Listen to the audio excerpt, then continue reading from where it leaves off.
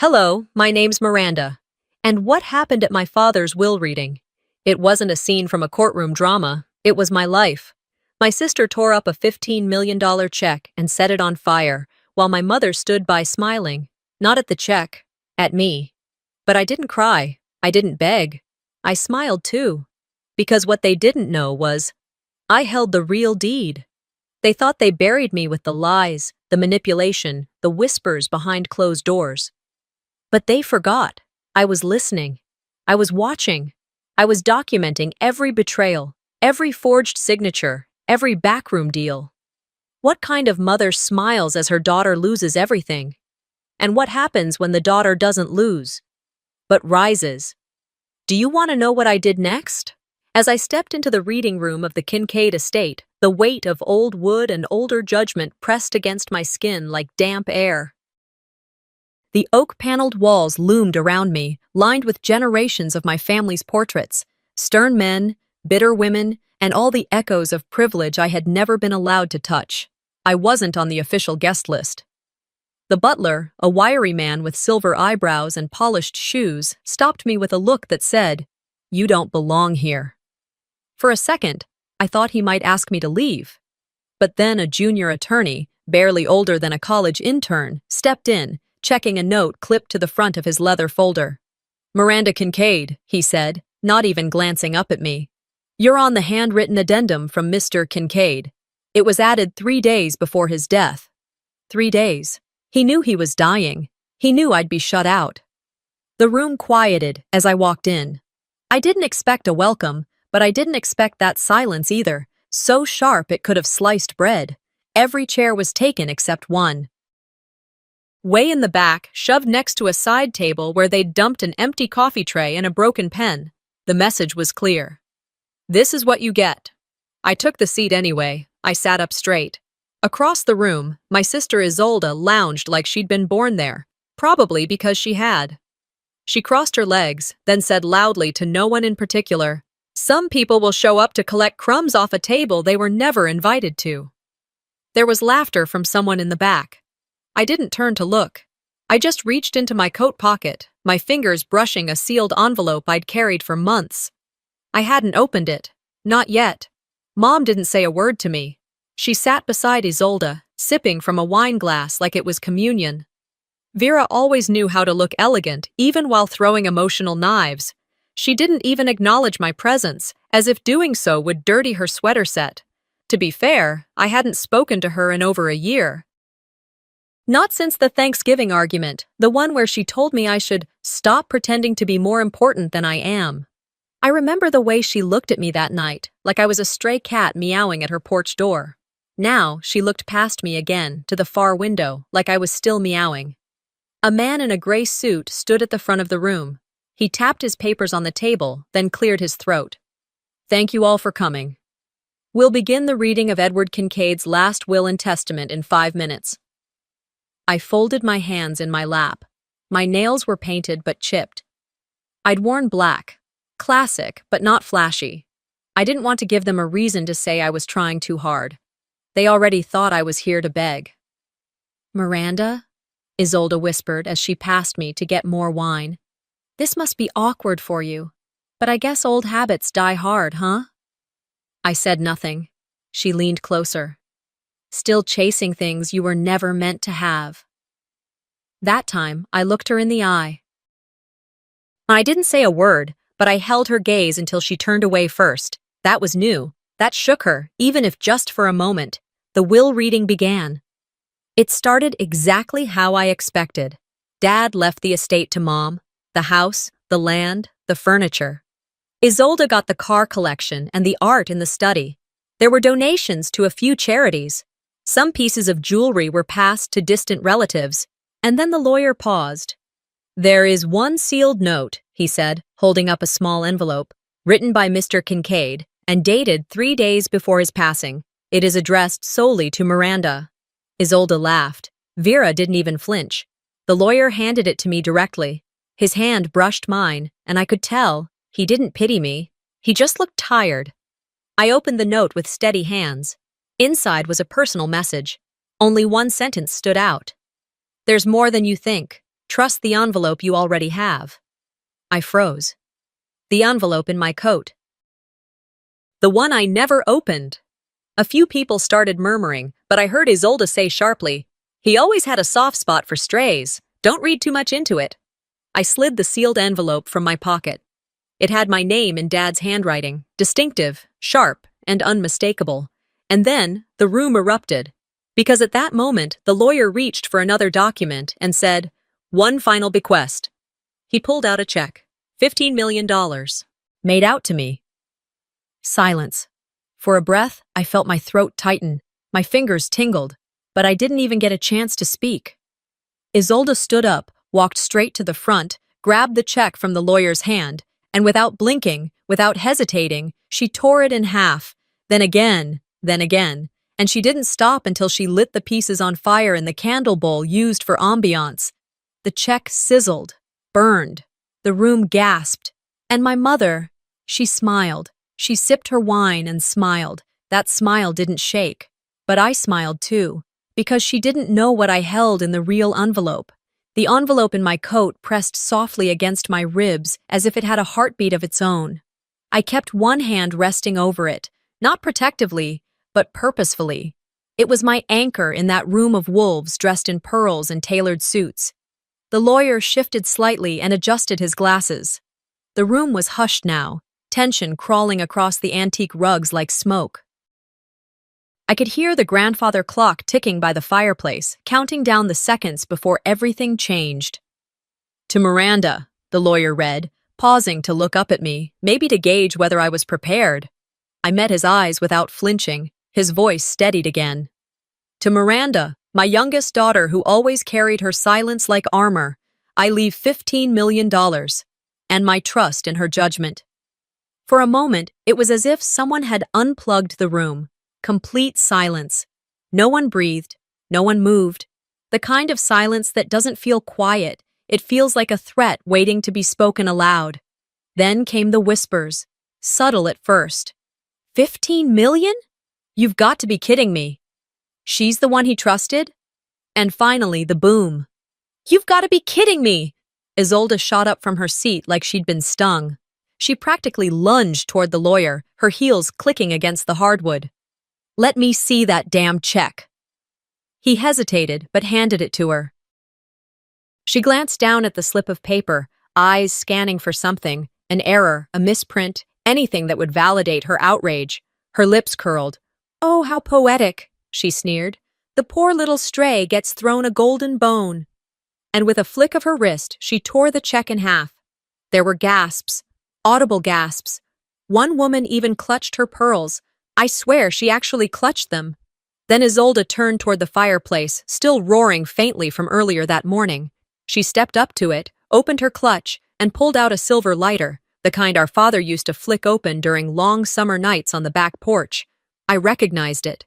She lit the torn check, held it for a second, then dropped it into the flames. The fire caught instantly, orange lapping at the edges like it had been waiting. The room went into stunned chaos. "She can't do that. That was legal property. Someone stop her." But no one moved, not even the lawyer, and certainly not Vera. As she stayed in her seat, legs crossed, wine glass gently tilted in her fingers. She didn't blink, didn't flinch, just watched the fire with a faint smile tugging at the corners of her mouth like this was all some kind of performance she had funded. "Let her," Vera finally said, her voice calm as ice. "It was a mistake. He was confused." Isolde turned from the fireplace, brushing invisible ash off her designer coat. "Daddy always did have a flair for dramatics," she said, "even in death."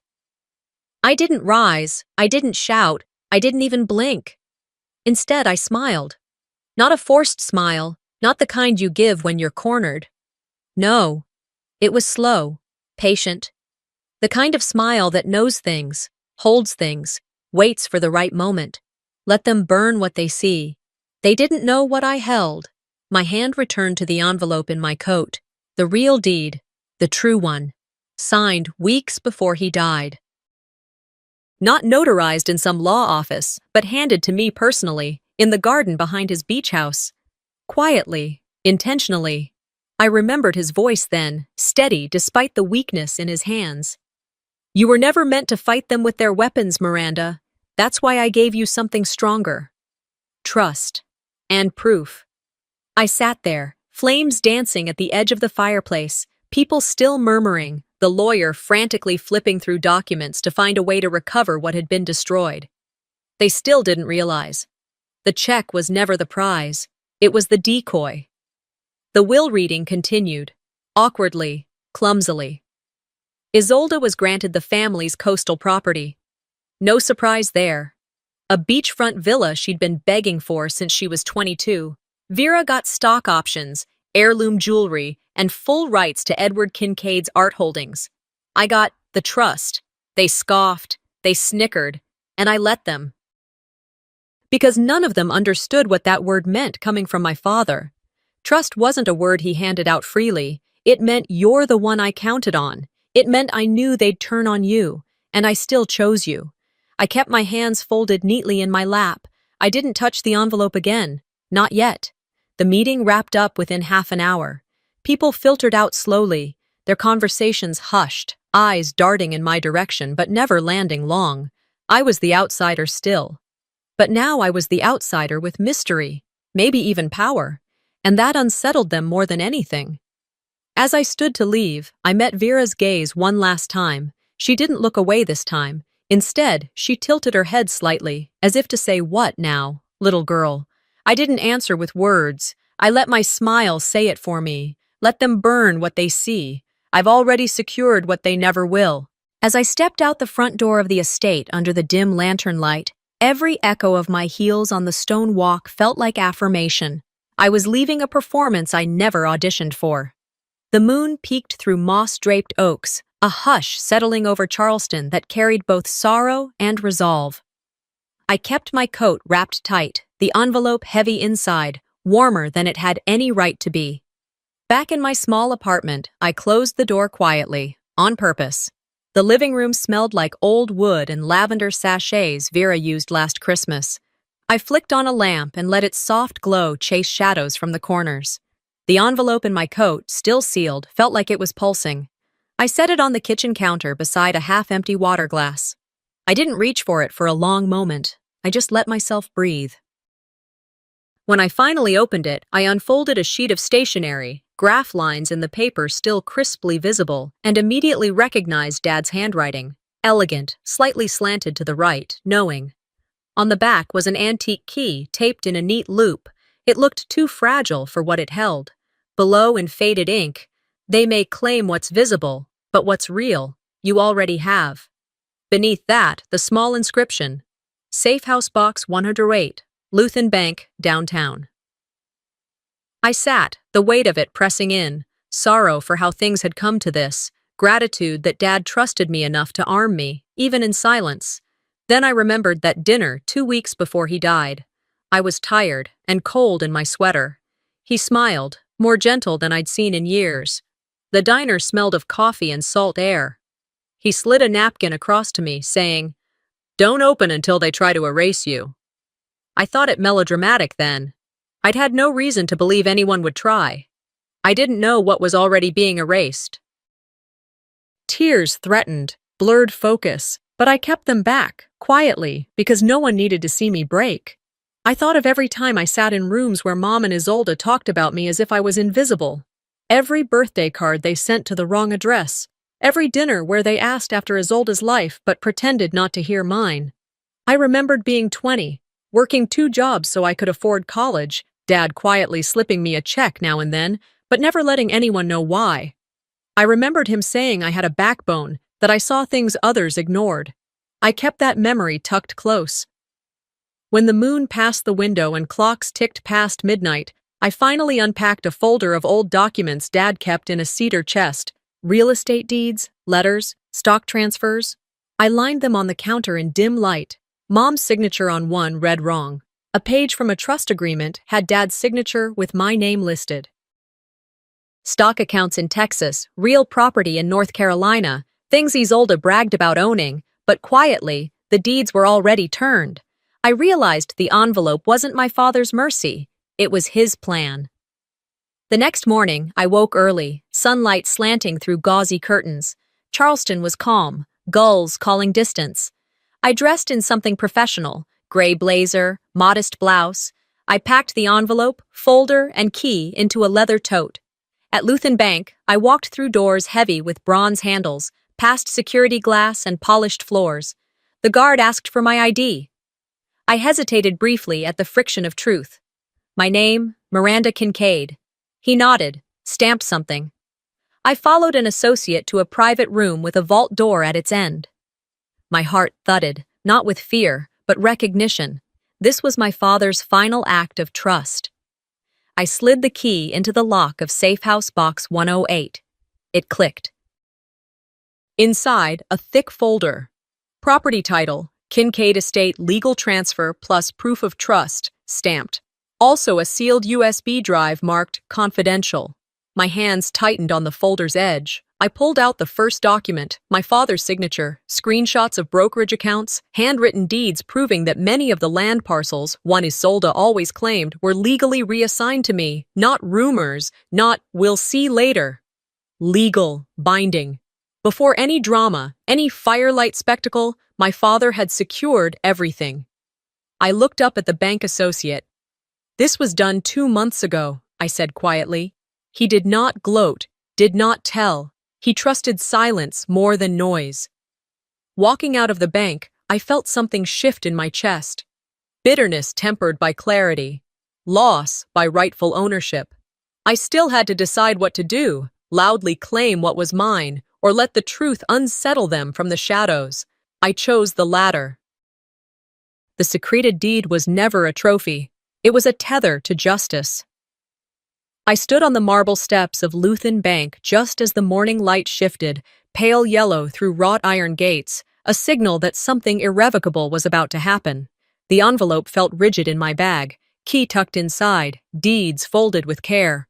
I adjusted my coat collar, inhaled deeply, and walked through the heavy doors into the lobby, where polished floors echoed my footsteps. The guard behind the desk glanced up when I handed him my ID. My stomach fluttered briefly. Old silences had almost erased me from paperwork, so when he typed my name, I held my breath. The screen flickered. Miranda Kincaid. He spoke my name aloud. Someone still knew I existed. A young associate, suit pressed, badge shining, led me down a hallway to a vault door. Each step was measured, my shoes clicking, heart steady, mind racing. I felt a low-grade anxiety under my skin, not fear, but something like pressure building.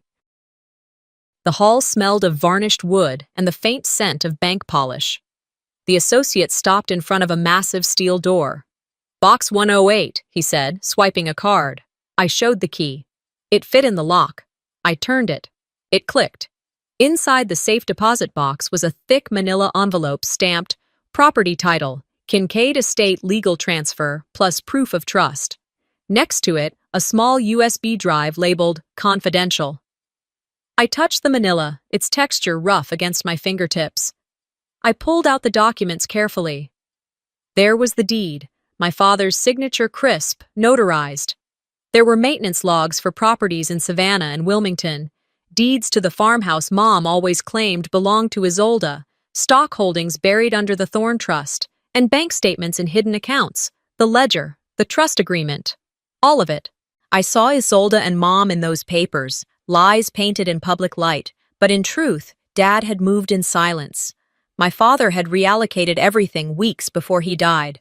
The check she burned, public theater, prop. I closed my eyes for a moment. Vindication was heavy. Inside the folder was a note in Dad's handwriting.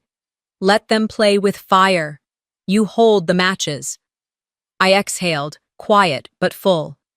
I realized I wasn't just the heir. They tried to erase me legally, in every ledger, in every contract, and yet, every move they made to suppress me, Dad countered in readiness.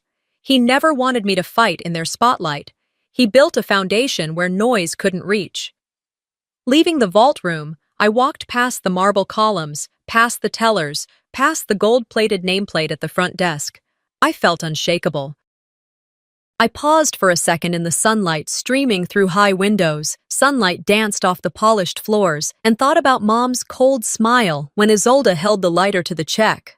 I thought about how they had watched me with such confidence that I wouldn't have anything they could burn. Now I had something they couldn't touch. Outside the bank, the air was sharp with autumn chill. I took off my coat and draped it over my arm. My reflection in the glass doors looked different. Not because my face changed, but because shoulders carried themselves differently when unburdened. I called Vera on my phone. Her line went straight to voicemail. Then I picked up my pace, heading toward the estate, our shared home that had always belonged to all of us, but where only some had ever believed it should belong to me. I drove in silence, the key tucked in my tote, the folder wrapped in protective paper. I arrived at sunset. Willow branches swayed in front of the big windows. Inside, the house smelled of dusk and dust, of old rugs and polished wood.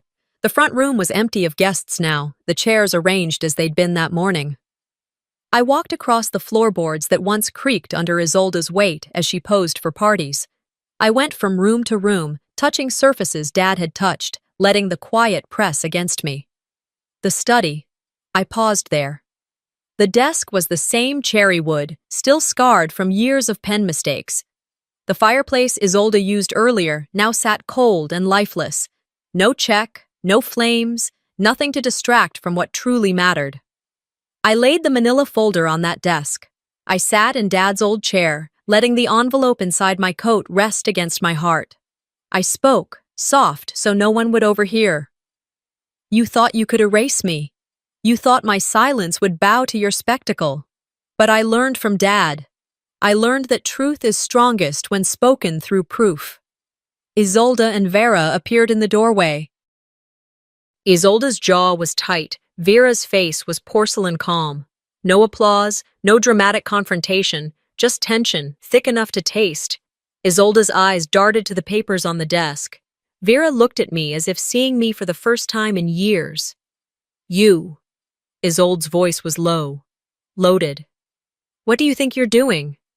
I stood. I didn't shout. I didn't cry.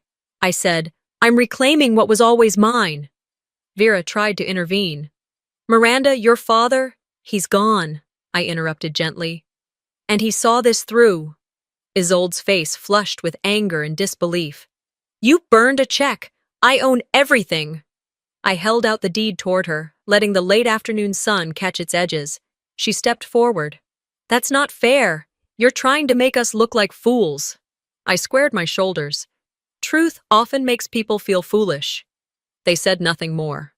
I walked away from the desk, toward the windows where light lay on the floor in patches. I looked back once. Isolde's mouth was open, Vera's eyes glistened. They had no more words. I closed the door behind me. No slam, no flourish, just the soft click of lock catching. I closed the car door behind me, the gravel crunching under my feet, and carried the weight of the deed in my leather tote. The late afternoon sun cast long shadows across the driveway of the Kincaid estate. Isolde's black SUV was parked there, its tinted windows glinting. The house felt familiar and wrong. I straightened the papers inside my bag. The deed, the evidence, the truth. The property manager, Mr. Dalton, stood at the foyer doorway. His expression flickered. Shock, recognition, then professional reserve. Miss Kincaid, he said, voice low. I showed him the deed. I own this now, I said. No hesitation. No apology required. He nodded. He stepped aside. Inside, the air smelled like polished wood and the echo of laughter from years I never belonged. Isolde appeared in the foyer. She wore a cashmere sweater, pale blue, her favorite shade when Dad still told her she made everything look better. She didn't smile now. Back to claim leftovers? She asked, voice flat, bitter. She gestured broadly at the furniture, the gallery walls decorated with Father's oil paintings, and portraits where I was never led into the frame. You're always late to every family photograph. I held up the deed, letting sunlight catch the gold seal. I'm not here for leftovers. I own the house. Her eyebrows rose, her mouth set in a hard line. What kind of stunt is this? I crossed my arms. No stunt. The real one. Signed. Filed. Hidden. But real. Vera emerged from a side hallway, clutching a shawl over her shoulders. Her eyes held a sadness that didn't reach forgiveness. "This isn't what your father would have thought best," she said, soft voice like a breeze across broken glass. I kept my voice steady. "Then you should have read his signature more closely. I wish I'd had someone who could trust I saw more than the surface." Isolde's face twisted. She stepped forward. "You left. You walked away because you thought you weren't seen. Now you expect respect? You expect us to applaud your return?" "I expect you to respect the law," I answered. "And I expect honesty." The housekeeper appeared, setting down a tea tray. Vera wrapped her hands around the cup too tightly. The china clinked. Isolde leaned against the wall, arms crossed. She, always dramatic, let her eyes roam the foyer like it was her stage. She looked at Dad's portrait above the fireplace. "You think paper gives you power?" she said, voice rising. For the first time that day, I felt rage. Not hollow anger, but cold clarity. I leaned forward, voice soft, but every word clear. "Yes, because this paper is the only thing that proves you burned checks instead of burning bridges. Because this shows I deserve what was always mine." Vera swallowed. "Miranda, you involved me when it suited you," I said. "You used me when you needed funds, praise, public image. But you never truly knew me. You never saw me as anything more than someone to keep quiet." Isolde laughed, but it was hollow, cracked. "You expect a medal? Some tearful moment?" My throat tightened, but I held it back. "No." I stepped closer to the fireplace, looked at the ashes from earlier. "I expect you to realize that a daughter's worth is more than what you show off to others." The wind rattled the windows. A cool breeze slipped through the French doors. I could smell the salt from the nearby sea mixing with something old. Regret, I thought. Vera's voice quivered. "So what now? You own the deeds, the assets. What more do you want?" I folded my arms. Inside my coat, the sealed envelope was still there. My father's promise. I looked at the house, the rooms, once mine, once shared, but always contested. "I want truth," I said. "I want people who believed they could erase me to look at what they did. And I want every lie that built your image, exposed." Isolde's face reddened. "You'll regret this." I did not flinch. "Not if you stop hiding behind fire and facades." Vera's silence was louder than Isolde's threats. I turned away then, walked toward the sliding doors, light filtering through glass panes painted patterns on the wood floor. I paused at the threshold, looked back, saw Isolde standing, stunned, saw Vera clutching her tea. I stepped outside into the dusk, letting the air wash over me. I didn't slam any doors. I didn't need to. Out in the garden, under the oaks, the air smelled of damp earth. The house behind me stood solid as ever, mine now. The evening sky faded to lavender, my chest tight with emotion, but not broken. Tonight, I slept knowing I owned truth not as a weapon, but as justice, and tomorrow I would let others see it.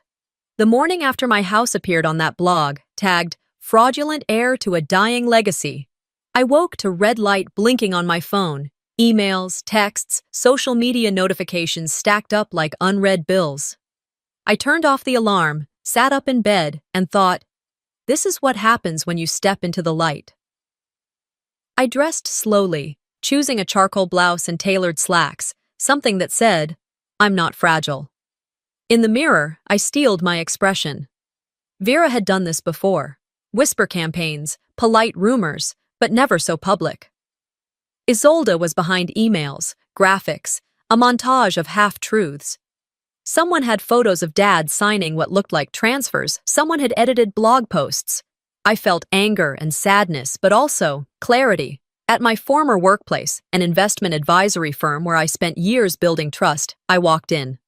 People paused mid-conversation as I passed. Some smiled awkwardly, others turned away. Office gossip is louder than the phone rings. A colleague I once mentored hovered by her desk. She avoided eye contact, then cleared her throat. "Miranda, I saw the blog. she said. People are asking, is it true? I nodded. It's not, I said softly. I'll show you proof soon. She nodded, eyes heavy. I walked away before hearing anything else. Lunch came quietly in my kitchen, the only sound my breath and the hum of the refrigerator. I replayed Dad's voicemail again. You don't owe anyone silence anymore. Over and over. It no longer felt like hope. It felt like an order. I resolved. If they wanted to play in the public square, I would bring them to court. I called Sylvia Marsh in the afternoon. Sylvia had once litigated cases of estate fraud. She smelled integrity in numbers. I left a voice message firm but not aggressive. They're twisting things, and I'm preparing to respond. I need you on my side. She returned the call 15 minutes later. Her tone was sharp, professional. You've got documentation? She asked. I listed off what I had. Deed, trust papers, bank statements, video from the vault room. She said, Good. We'll open a libel case and a request for discovery to unearth the false documents. Late in the afternoon, as sunlight leaned amber across the walls, I started gathering folders on my desk. I pulled out the video file from Box 108 camera feed showing me alone unlocking the vault. I previewed emails Dad exchanged with his attorney explaining the title transfer. I looked at the ledger where Dad had noted properties and assets no one mentioned in the will reading. It was coherent. It was damning if someone paid attention.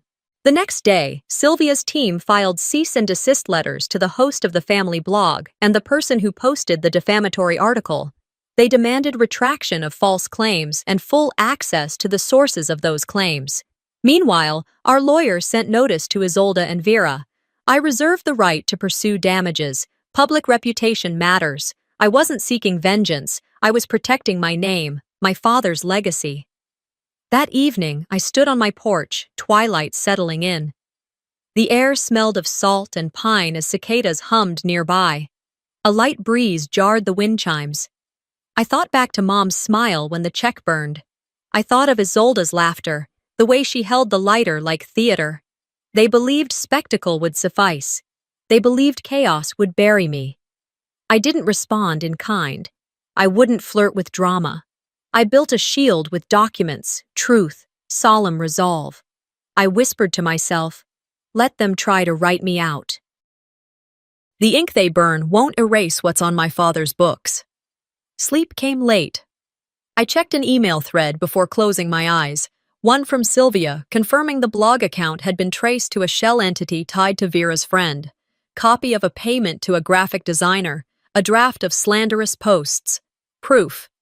The kind that holds up. I lay in bed, staring at ceiling beams. Darkened windows kept the streetlights out. Part of me trembled. Was this exposure worth the chaos it would cause? But another part, the part Dad nurtured, steadied me. Tomorrow, the summons would arrive. The court would see evidence. I would stand in daylight, not shadow. I would not be reduced to rumor or spectacle. I would be heard. The morning began not with sunlight or birdsong, but with the distinct vibration of my phone buzzing beside me on the nightstand. The sound echoed in the quiet room like an alarm for something deeper. When I reached for it, the screen glowed with a message I had been expecting, but still wasn't quite ready for. Court documents filed. Summons served. Charleston County Courthouse. 10:00 a.m.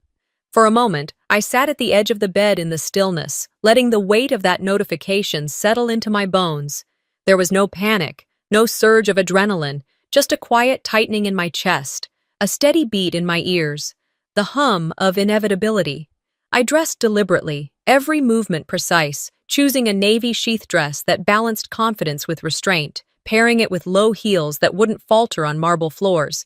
No bright lipstick, no bold jewelry, just a simple pair of pearl studs and the faintest scent of cedar and tea. Something about that dress said, I belong here, not because I'm trying to prove it, but because I do. I slipped the deed into my leather satchel. The USB drive, cold and slim, went into the inner pocket of my jacket. Evidence, truth. Not fury, not fire, just facts, documented and dated.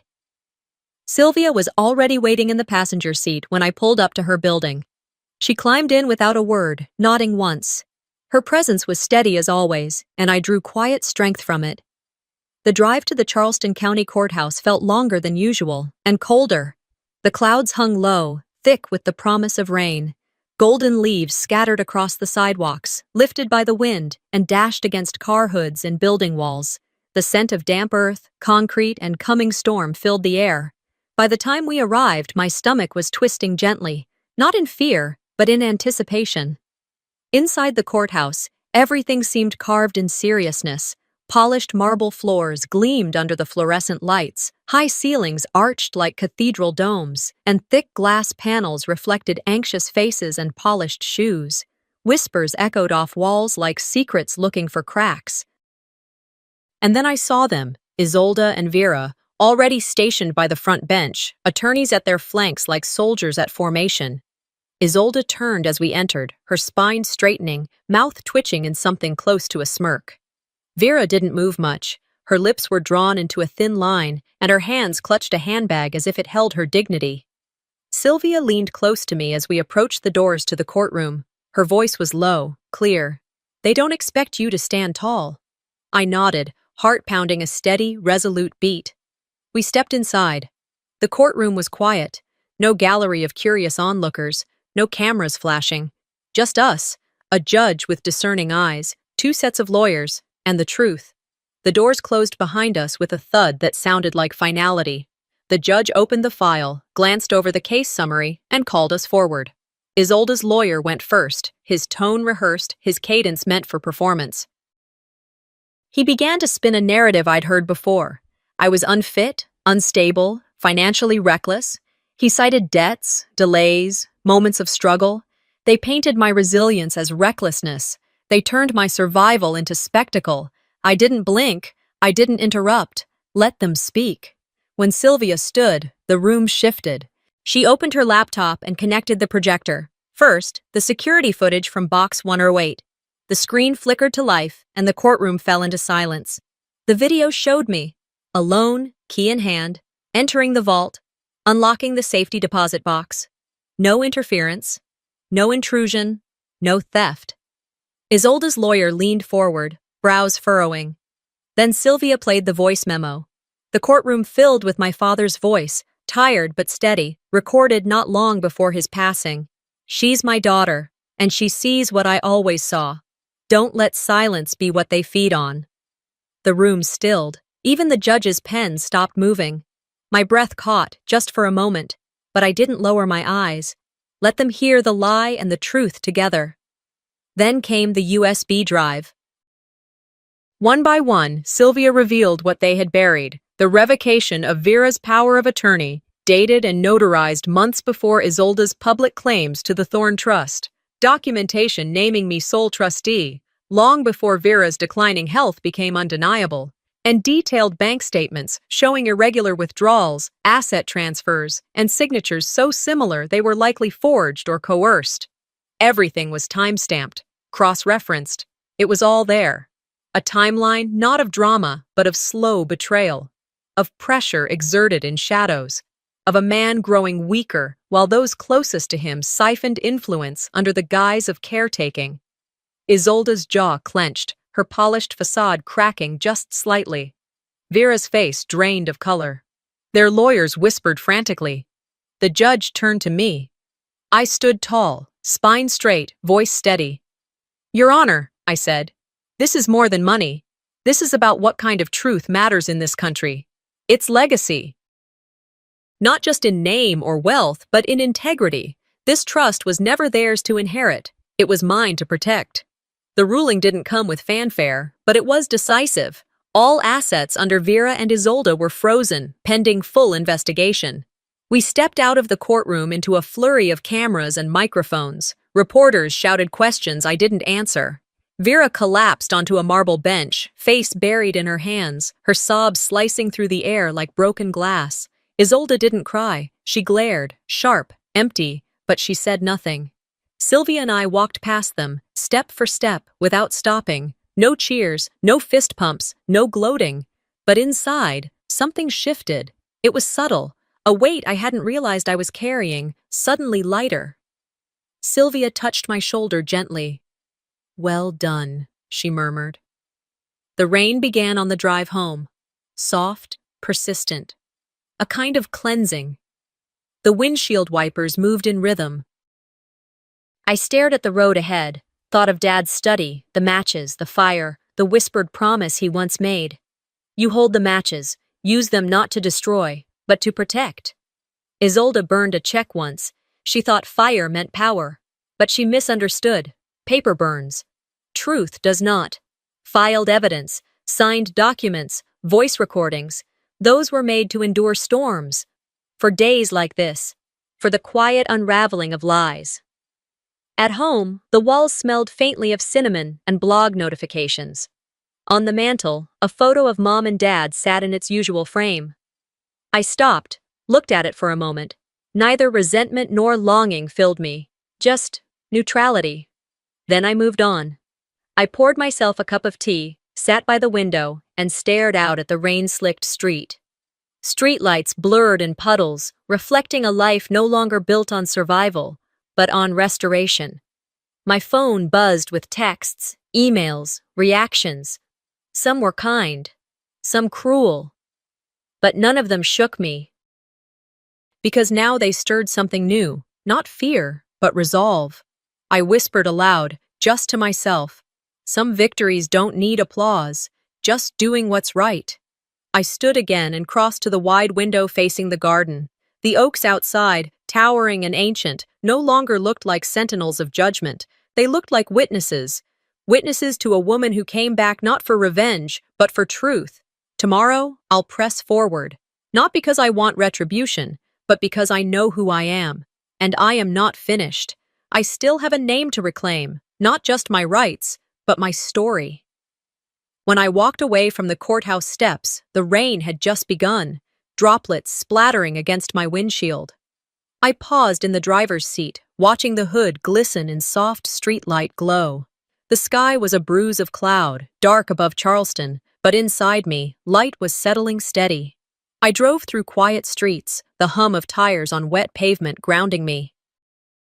By the time I pulled up to Sylvia's law office, it was late afternoon, and the sky had cleared, leaving slivers of pale blue. Sylvia ushered me inside. Her office smelled of old books and fresh ink, comfort and discipline. We clasped papers across her desk and leaned in together, reading line by line the documents we'd drafted, the foundation of what my father silently intended. The trust framework, revised public trust, something not just for me, but for the community. I saw his handwriting in margin notes, phrases he once muttered in private. Son of silence, keeper of truth. I felt old patterns unspool, of being left out, diminished, ignored. Later, perched by a window in the law firm's meeting room, I signed the documents that removed Vera and Isolde from all property rights. The legacy clause was part of it. It had been in Dad's notebook, hidden under layers of dust. Any heir contesting the will under false pretense would forfeit everything. False pretense. The words felt sharp, final. I looked at Vera's name on the contract as though I could see her betrayal inked in every letter. That evening I came back to the estate. The halls smelled like dusk and wet wood. My footsteps echoed on boards Isolde once strutted along. She was packing, boxes stacked in the foyer, fragile glass and frames leaning precariously. Vera sat on the stair landing, holding a photo album. She looked empty, raw. I didn't announce myself. I wanted this to be last thing she'd hear from me when she looked back. Truth. "Miranda," Vera said, voice soft as a breeze through dead leaves. "I never meant for you to feel unseen." I folded my arms, voice steady. "You taught me what silence costs. I won't pay that price anymore." Isolde dropped a box. Something clattered. She glared. "You think you're better now? You think this makes you whole?" I stepped closer. "This doesn't make me whole. It makes me free." She snapped. "Free? You're trying to shame us. Expose us." I shook my head. "I'm not trying to destroy. I'm trying to live." Moments passed. Vera's lips trembled. I saw tears glinting, but there was no apology, just regret, or maybe expectation of one. I felt compassion, but not reconciliation. Not yet. Before dusk turned fully dark, Isolde made a move. She opened her phone, fingers frantic, to try and post something online. A live announcement claiming fraud, defamation. She pressed post, but before she could send it, a lawyer's text came through to me. We've filed restraining order preventing publication. The kind of legal jolt that doesn't roar, but lands like a stone in water. Isolde's face dropped. Vera rose, arms wrapped around herself. I barely watched them. Instead, I walked through the house, study, hallway, Dad's old desk. In the study, I found a picture of Dad, me as a child on his lap, my first memory of him. I left that photo on the mantel, alone among frames now devoid of my face in many of them. I locked the door gently behind me. Outside, the twilight sky shifted to indigo. The trees outside rustled. I stood for a moment, listening. Without theatrics, without speech, the legacy clause had taken effect. Power shifted under my feet, not by force, but by truth. I turned away from the estate for the final time that day. The road ahead was still long. There would be inquiries, blame, people rewriting memories. But I already walked in daylight. What they tried to destroy became the foundation for something they could never touch. The sky was painted in soft streaks of blue and gold that morning, the kind of gentle light that makes the world feel like it's exhaling. I stood quietly outside the building that now bore a new name, the Kincaid Community Trust Center, but I remembered it as something else. A home, a battleground, a place that once shut its doors in my face and locked the truth inside marble walls. It had been nearly 6 months since the court handed down its decision, since I stood in front of a room full of people who had decided what parts of me were acceptable, which versions of me were true, and now, here I was again. But this time, it was on my terms. I wore a navy blazer over a muted gray dress, modest and clean. My shoes sank slightly into the lawn, still damp from the morning dew. The landscaping had been refreshed, neatly trimmed hedges, flower beds replanted, paint touched up. It smelled like new beginnings. A crowd had gathered on the front lawn. Neighbors, former staff who used to work behind these walls, people my father had once mentored or helped quietly through scholarships or job offers. They came not just for the dedication ceremony, but because they knew something sacred was being returned. Not wealth, but truth. This wasn't just a building, it was a reclamation. I approached the podium, fingers tightening slightly on the microphone. My voice, though calm, carried weight from the first word. This house tried to erase me, I said, and paused. My throat tightened, but I held steady. Now it will raise others. There was a beat of silence, a hush of recognition, then gentle applause. Not explosive, not performative, just real. Behind me, the newly polished sign gleamed in the morning light, Kincaid Community Trust Center. Beneath it, in bronze, a plaque with my father's name etched into it. In memory of Harold Kincaid, builder, believer, father. May his legacy serve the many, not the few. After the speeches, I stepped away. I didn't need to be the center of attention. I found a bench tucked beneath the old oak tree, one Dad had planted before I was born. Its roots were deep now, the bark thick with age and memory. I sat quietly, letting the breeze rustle through the leaves overhead. I closed my eyes and was immediately transported back. Isolde, standing in that same yard, holding a lighter to the check my father wrote me in secret. Mom smiling tightly beside her. Their betrayal didn't come with screaming. It came with applause from the wrong people and the silent nods of those who knew better but chose convenience. The courtroom tension, the headlines branding me a fraud before the facts had time to breathe, the humiliation, the doubt, the weight of proving your own existence when everyone around you is rewriting the narrative. But they weren't the whole story. Not anymore. A few weeks earlier, my therapist said something that echoed louder than I expected. She leaned forward and said, "Justice and healing don't arrive together. One opens the door, the other walks in slowly." At the time, I nodded politely, unsure whether the words would linger, but they had. Because justice, however it looks, may grant you the deed, the ruling, the recognition. But healing? Healing is slow, uneven, sometimes silent. It sneaks in through quiet mornings and conversations you didn't know you needed. Healing sits beside you on park benches while you wonder if you're still angry. It walks with you through buildings you once fled. My phone buzzed in my purse. I glanced at the screen. It was an email, a scanned letter from rehab, from Isolde. I hesitated before opening it. My fingers trembled slightly as I read. She spoke of guilt, of spiraling, of the weight she carried that turned into cruelty. I didn't mean for it to go this far. She wrote of our childhood, of the pressure, the comparison. She asked, gently, almost like a whisper, if there could be forgiveness someday. Tears welled in my eyes, not from anger, but from the ache of complicated love. I didn't respond. Not yet. I folded the letter and slipped it into my bag. Some wounds don't heal because you pick at them. Some heal because you leave them be. Vera, my mother, now lived in a private senior care facility. I visited once. Her eyes had lost some of their sharpness, but her pride remained intact, her emotional fortress. She refused all visitors, even Isolde. Her world had grown quiet, dignified, but lonely. When I sat across from her that day, I saw a flicker of recognition. She didn't apologize, she didn't explain, but her silence said more than her words ever did. She stared out the window while I spoke. I said goodbye, softly, and left. I didn't need anything from her anymore. Later that afternoon, I walked through the old house again. Now renovated as a community center, children would one day run down these halls. There were classrooms where the guest bedrooms used to be, counseling offices where the sunroom once stood, art therapy spaces, financial literacy workshops, free childcare rooms. The home had been reimagined, and finally, it had a purpose bigger than legacy. It had impact. I wandered into Dad's study, untouched in layout but freshened. His desk stood there, oak, polished. I opened the middle drawer and found what I had long forgotten.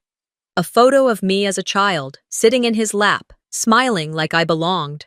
I smiled at the image. I placed it on the mantel where everyone would see it.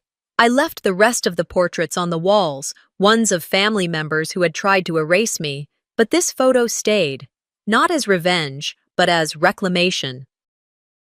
Before I left, I turned the key in the front door. The lock clicked gently. I didn't look back. Weeks later, the foundation I started, the Heiress Initiative, announced its first round of grant recipients. 6 families, all women, each with a different version of my story. Stolen inheritance, buried truth, betrayal from within. At the ceremony, one young woman stood at the microphone.